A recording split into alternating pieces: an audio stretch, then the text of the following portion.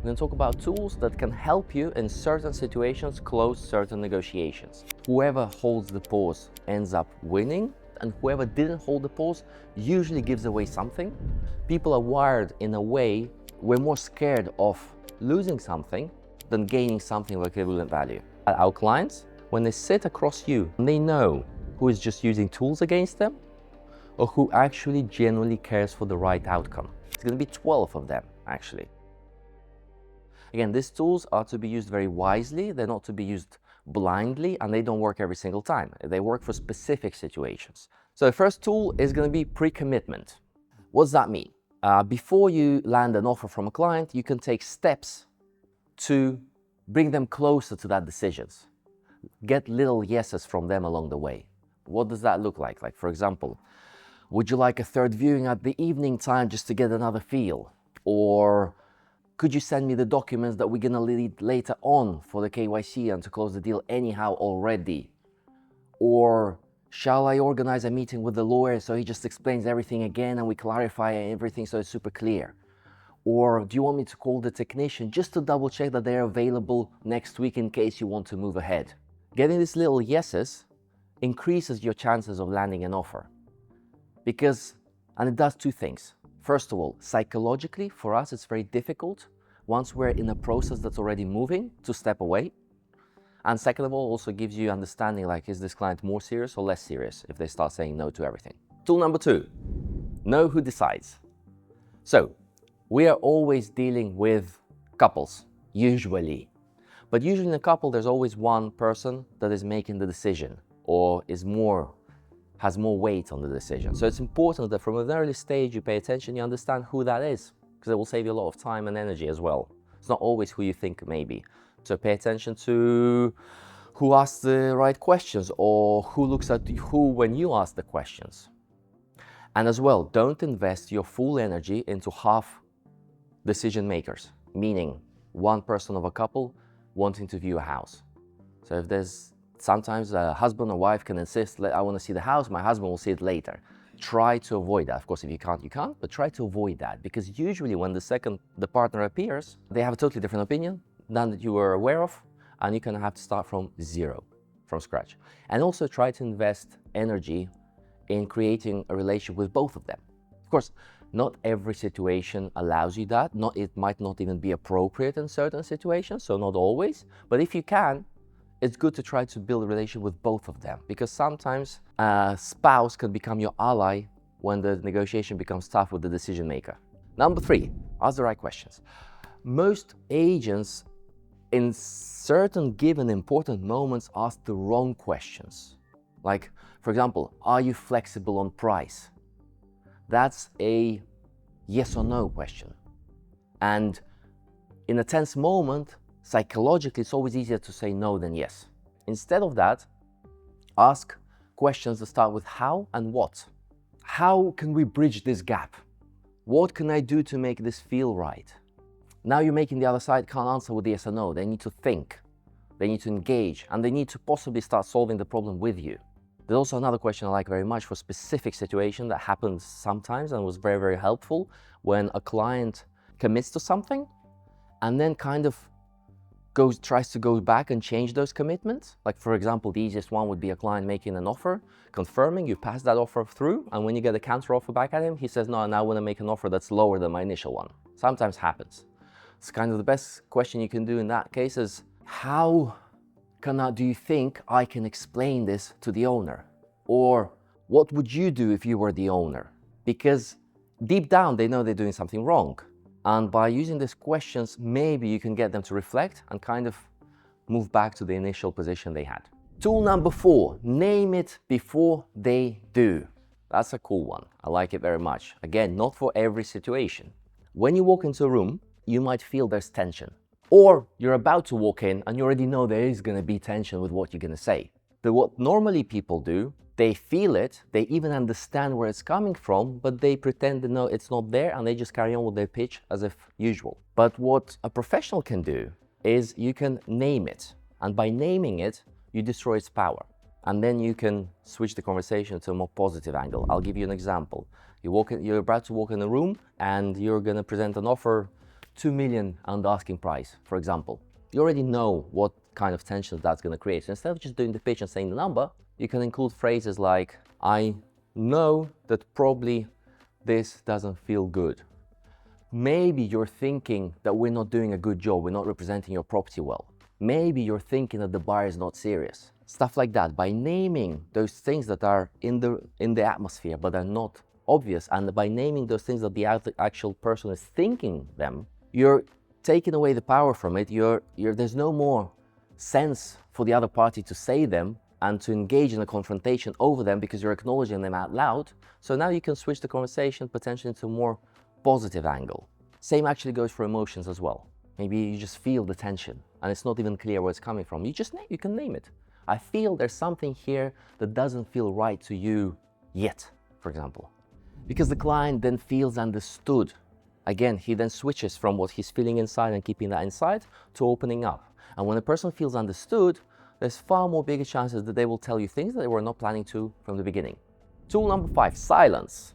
Silence is a very powerful tool that agents should use more in general, and it's a very powerful tool for different situations at different moments. I'm going to give you one example where that can work very well. When you're about to present an offer, maybe a low one or not, over phone or in person, of course, you can do the following. You can say your pitch, short, straight to the point, end up with your number, and then go silent and not speak. Why? Well, first of all, people are wired in a way that we want to fill up those gaps. We feel uncomfortable. So if you're able to maintain the silence, probably the other person will start filling up the gaps. Second of all, I've seen lots of agents that do that. The owner stares at them for 5 seconds. They can't hold it just because they can't hold, and they start giving away themselves. Like, well, I think I can get my buyer higher, or starting excusing themselves simply because they couldn't hold a 5-second pause and they give away so much. In that situation, if you use that technique at the right moment, usually whoever holds the pause ends up winning or ends up in a better position after that moment, and whoever didn't hold the pause usually gives away something. That's one example where it can work pretty well. Tool number 6, frame the loss, not the gain. We touched this a little bit on the previous talk. So basically, as you already know, people are wired in a way we're more scared of losing something, even twice, if it's of equivalent value, than gaining something of equivalent value. We're far more emotionally invested if we're losing something, because that's how we are wired from the early beginnings. So basically, what does that mean? Next time you speak to a buyer, instead of telling them what they gain by buying this property, you can tell them what they might lose by not acting fast enough. Well, next time you talk to an owner, instead of telling them what they gain by accepting this offer, you can tell them what they lose if they don't accept the offer, the time and the cost related to that decision, and the uncertainty, and so on and so on and so on. There's a clear, simple example. We all see it all the time. Buyers hesitating, then suddenly a second buyer comes in. First one finds out, and suddenly, in less than 24 hours, he comes up with the decision to buy. He even increases his offer to an amount that he told you he was never going to increase. And sometimes it's already too late and he still loses the property, yeah? Or it costs him way more. We already see that. Why does that happen? That happens because the fear of loss became so real to them. So your job is to underline professionally the reality of the loss before it actually becomes urgent and costs the client losing a property or paying more money. Tool number 7, expand the negotiation. Usually, we are always negotiating just over price. And when the price gets stuck, we just put more efforts in negotiating the price. What we can do, we can include other variables into the negotiation. It can be furniture. It can be the timeline of the deal. It can be the free lawyer services. It can be a membership of the Club of Zagaleta. It can be a year free of maintenance. It can be a free technical due diligence. You see what happens when you're negotiating over one thing, the price. Every disagreement is a crisis. If you're negotiating over 10 variables at the same time, every disagreement is just an opportunity to switch one for the other. And one thing also to remember, the deadlines usually are not real. Deadlines are pressure points, not real constraints. And you're always very important to differentiate what is a constraint and what is just a pressure point. Meaning, a buyer that must sign by Friday usually never really has to sign by Friday. And another thing to keep in mind when talking about offers. We see an offer of 9 million, for example. But that's not everything that's going on in the head of the client. The client in his head has a totally bigger mental picture. He's making a mental map about the 9 million figure, about the taxes related with the purchase, about the cost of changing the furniture that he wants to change, the cost of moving to Spain, the cost of lost opportunity at whatever else he was gonna do, the possible exit if he doesn't like in 2 years how it's gonna look, the exit in 10 years if he likes it, lives it, and then wants to move into something smaller, bigger. If you can understand that whole picture and open that kind of conversation with the client, you can help him map it in a way that it makes sense. And in that conversation, we'll always be in a far better position to negotiate the figure 9, because it's no longer so much about 9 or 9.5, it's about the whole picture making sense or not making sense. Tool number 8, 12 of them today. So, offers build patterns. That's important to know. It's a simple technique and it works. What does that mean? Imagine we start, the first offer was 2 million, doesn't matter what it was. But after that, your buyer increases by 200,000. And then after that, he increases by 150,000. What's that doing? What is the owner thinking? It's signaling that more offers are going to come. Whilst if you make, for example, 200 increase, then you increase 100, then you increase 50, what is that signaling? You're close to your limit. What if you increase, you make an offer of 100 increase, then 100 increase, then 100 increase? What's that signaling? That's not signaling anything. That's just confusing everybody because nobody understands. There are going to be more hundreds coming in? Is it the last one? But this kind of confusion is never good for the person who's making the offers. And what about a guy that makes an increase of 100,000 and then next time increases 200,000? Signals that maybe he's emotional. He's not really planning his strategy. So maybe as an owner, I can actually get even more money out of him if I play my cards well. Another thing about this, if you really want to signal that you're really at your maximum limit, come up with an offer that's not rounded, but it has to be credible. Remember also we spoke about other techniques, they have to be credible, otherwise they don't work. If you just say 2,356,758 euros, in other business niches that works. And now nobody's going to believe that's a really credible, that it has to be. But if you say 2,355,000, but you make it credible, believable of how you've negotiated before, that's quite powerful. It signals you're really at your limit. You don't even have to say it, and it makes the other party look at that offer differently. Tool number 9, when you have a difficult offer, make 3. This is kind of an advanced maybe tool, maybe definitely not for every situation, and more for peculiar and specific cases. But what does that mean? When you're presenting just one offer, it usually still means like a confrontation. So yes or no, do you take it or leave it, yeah? Even though there's a negotiation going on potentially after. You know, but it's like a confrontation. If you have a very difficult offer, you already know you might not get anywhere. So what you could do, you could present 3 offers at the same time that of course are acceptable to your client. It works for very specific cases, but I'll give you like a very simple example. Offer number 1, discount of 5%, completion 6 months, furniture included. Offer number 2, discount 7%, completion 3 months, furniture included or not included. Option number 3, discount 9%, everything as is, and close in 20 days. It's a simple example. It tends to be more complicated than that. But what does that do? It's no longer a confrontation. You're giving choices, you're giving options. It's a conversation about what you prefer more. It's much more easier to handle the other party. And then when they say which offer they like the most, or even if they say which one they dislike the most, that gives you a lot of information about what they really value. Do they really value the furniture? Or it was just a game and it has no value of them? Is the timeline really important to them? And so on and so forth. And that helps you possibly bring the deal closer at least. Tool number 10, the channels that you choose matter. They send a message. The same conversation, the same facts, the same words over a WhatsApp message or a phone call have totally different power. So choose those channels wisely. The general rules are strategy by voice and facts and terms in writing.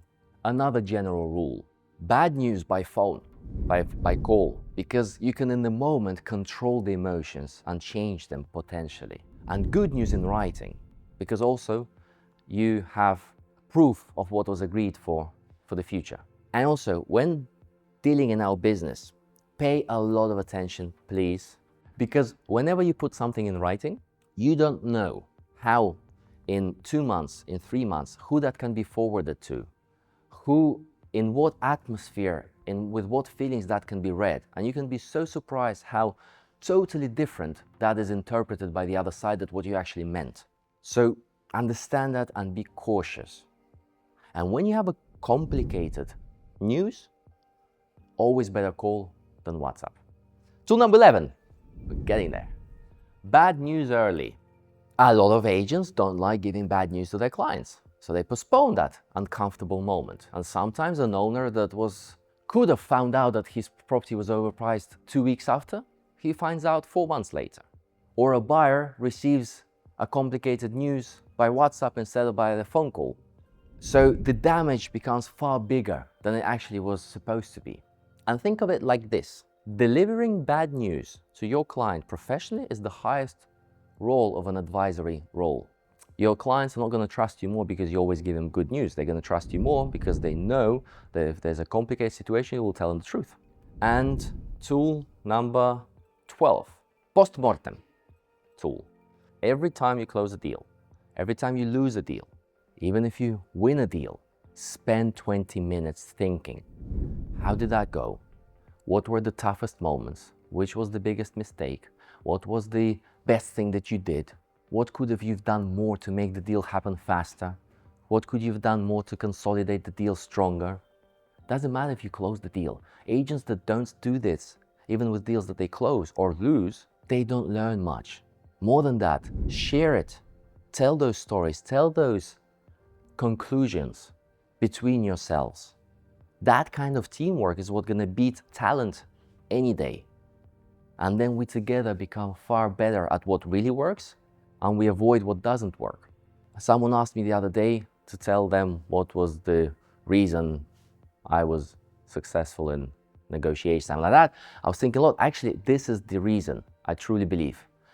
I always remember myself from an early age when I was involved with sales being completely obsessed about this. Every situation I would have, I would be playing 10 storylines in my head, how this can play out. During the negotiation, before the negotiation, after the deal was closed, I was always, sometimes even for months, going back to that deal and thinking, oh, maybe I should have done that. So it's a very powerful one. And if you share it, you multiply. So that's it, 12 tools. Again, not for every deal, not for every situation, to be used wisely. Keep in mind that what we've talked in the past 2 days is about how and why people buy, how and why deals happen, is far more important than these tools. You can know the tools perfectly, but if you don't understand those basics, they're not going to help you that much. And more than that, our clients, all our clients, when they sit across you, they're used to sitting across so many people. And they know who is just using tools against them or who actually genuinely cares for the right outcome. So always be that second one, and then the tools become your multiplier. Thank you very much.